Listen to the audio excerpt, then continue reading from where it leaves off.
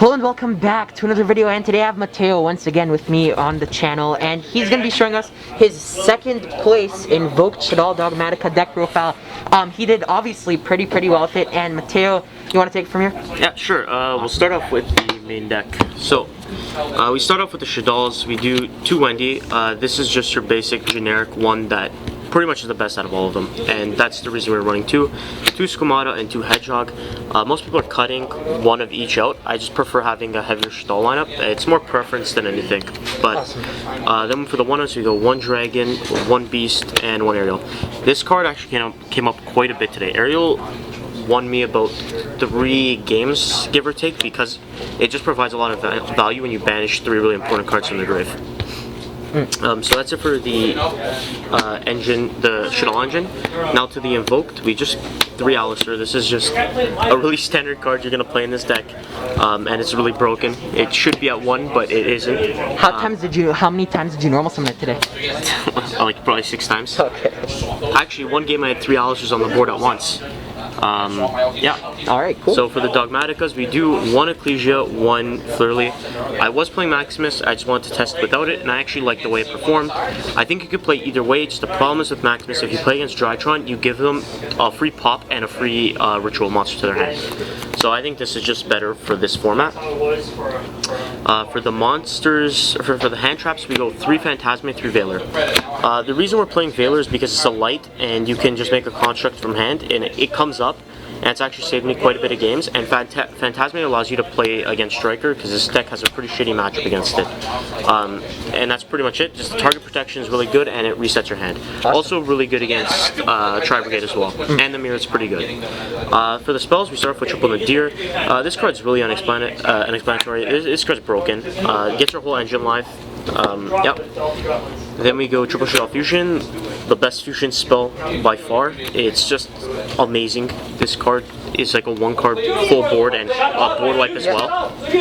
Then we go Triple Magical Meltdown, Double Invocation. If you run any more than this, it's probably gonna be incorrect. You don't want to be breaking on the field spell or the actual invocation.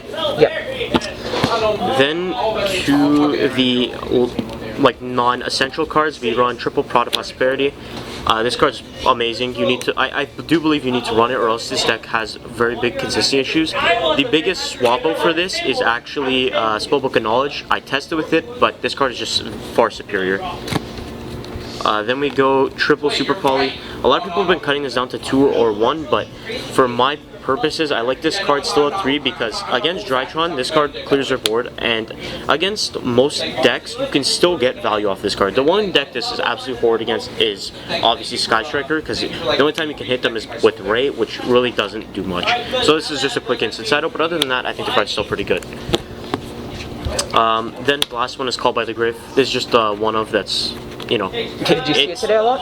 I actually didn't see it once, but if you see it, this card's, it probably means you're going to win the game. Okay, cool.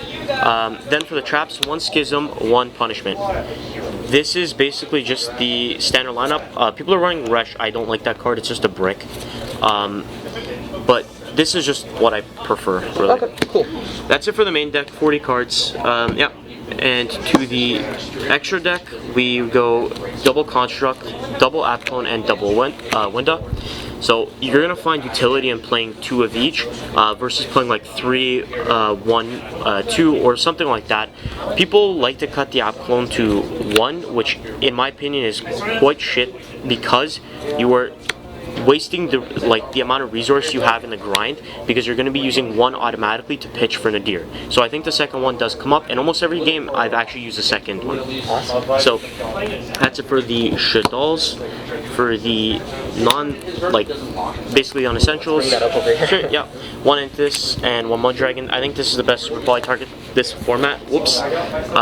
This card basically can break a Tri-Brigade board. Sometimes it also smashes through a Drytron board, because they usually end an ultimateness, and they also usually end on some other light that you can usually hit with Mud Dragon. Does the actual effect ever come up through? Yeah, so actually today I hit Mud Dragon. I summoned him out, and I had a Dogmatika board with a Construct, and I made it light, and I won the game because of it, because he couldn't target my board. Nice.